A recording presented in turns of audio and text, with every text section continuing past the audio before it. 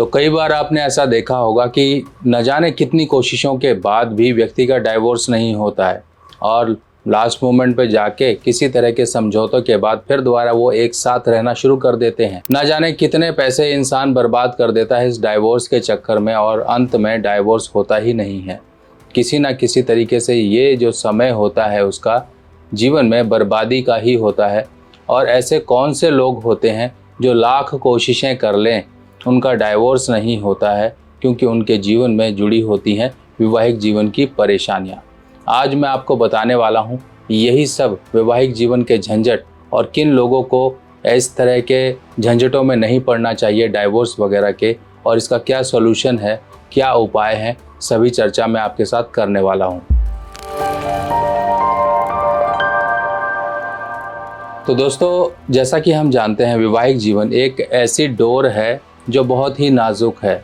इसको बहुत संभाल कर रखना पड़ता है, यानी कि जो आपका वैवाहिक जीवन है इसे बहुत प्यार और स्नेह से आपको चलाना पड़ता है। एक बैलेंस है, एक समझौता है।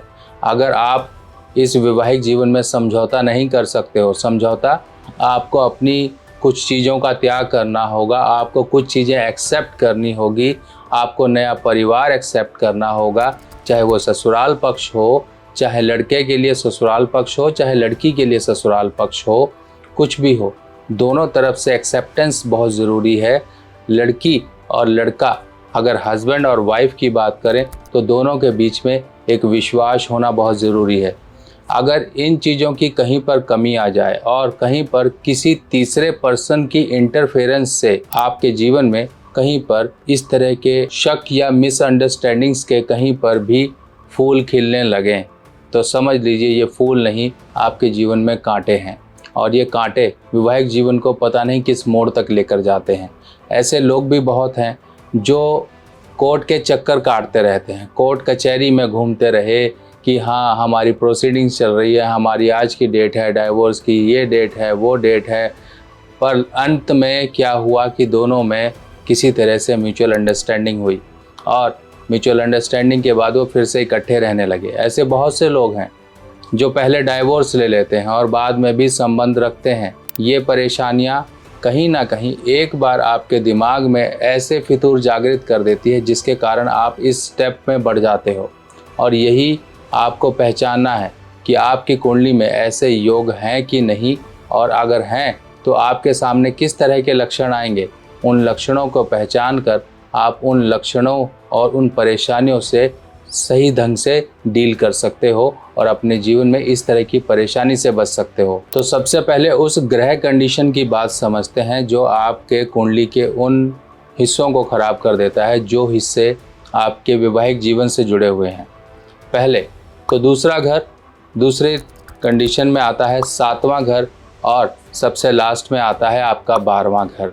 अब इन घरों में जुड़ा हुआ है आपके ससुराल, आपके हस्बैंड, आपके सभी सुखों का एक संबंध।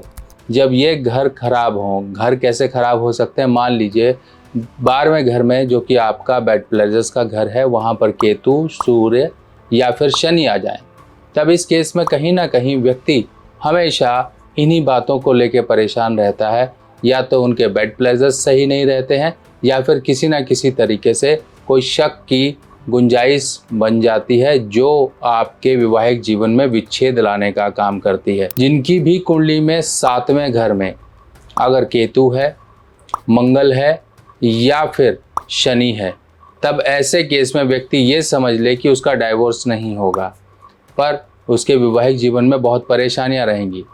जब भी चंद्र केतु का योग हो, चंद्र राहु का योग हो या फिर शुक्र राहु का योग हो, तब ऐसे केस में भी वैवाहिक जीवन बहुत ही कष्टपूर्ण रहता है। वैवाहिक जीवन के जो व्यक्ति के जीवन में सुख मिलने चाहिए वो कहीं ना कहीं खराब रहते हैं, और कुछ जैसे कहते हैं उत्तेजनावश ऐसे स्टेप ले लेता है व्यक्ति जिनके कारण वो डाइवोर्स के चक्कर में पड़ जाता है। अब ये उत्तेजनावश व्यक्ति के जीवन में कैसे आते हैं संकट आते हैं दूसरे घर से, जो कि आपके ससुराल का घर है। अगर ससुराल के घर में आपके शनि बैठे हैं या फिर राहु बैठे हैं, तब ऐसे केस में भी व्यक्ति कहीं ना कहीं ससुराल वालों से परेशान होकर डाइवोर्स केस फाइल कर देते हैं।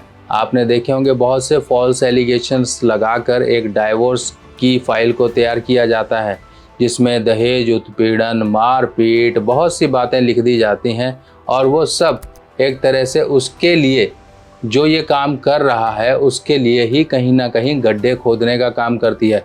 क्योंकि लास्ट मोमेंट पे जाके तो इनका दोबारा से ही मिलन हो जाता है। जब मिलन हो जाता है तो मन में वो खटास बनी रहती है कि तुमने मुझ पे ऐसे ऐसे इल्ज़ाम लगाए, ये सब किया। तो इन चीज़ों को आपको एडजस्ट करना है।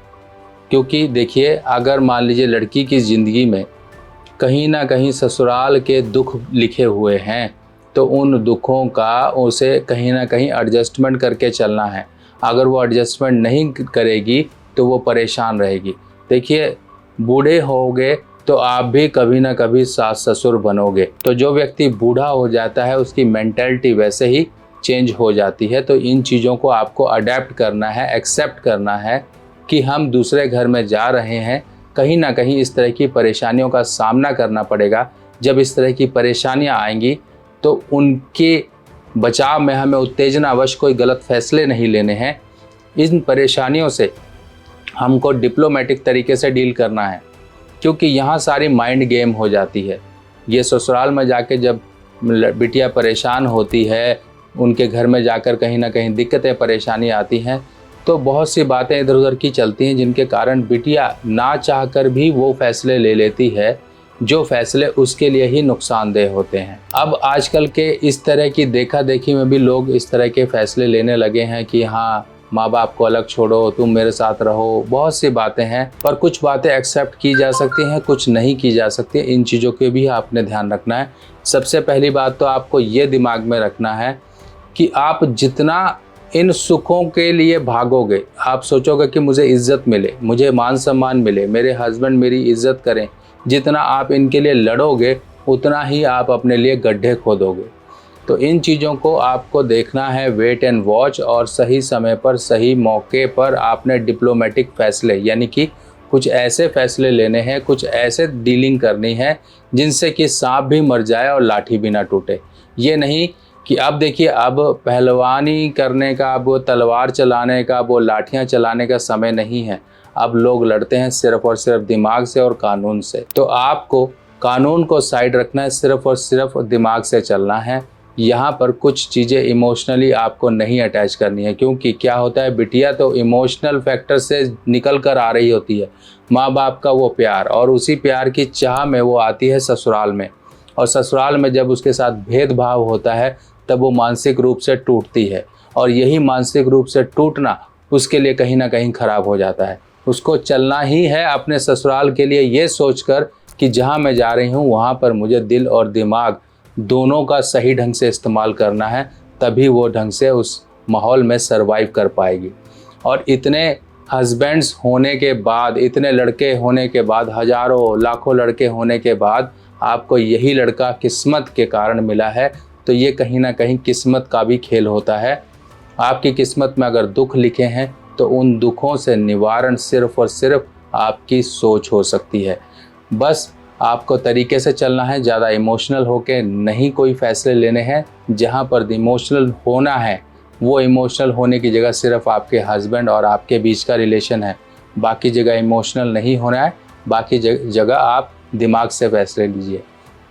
अब हम बात करते हैं उस उपाय के बारे में जो आपके हस्बैंड वाइफ के रिलेशंस को अच्छा करेगी। अब आप इस रिंग को देखिए, ये मोजोनाइट कहलाता है। मोजोनाइट यानी कि डायमंड का एक तरह से उपरतन या डायमंड का ही एक तरह से भाई।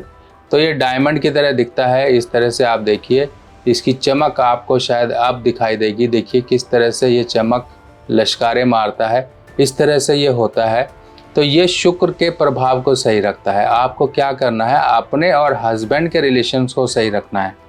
अपने और हस्बैंड के बीच के जो रिलेशंस हैं, जब वो मजबूत रहेंगे तो किसी भी तरह की शक की बुनियाद नहीं खड़ी होगी। तो इसी को ही आपको कंट्रोल करना है। ये होता है शुक्र का उपाय।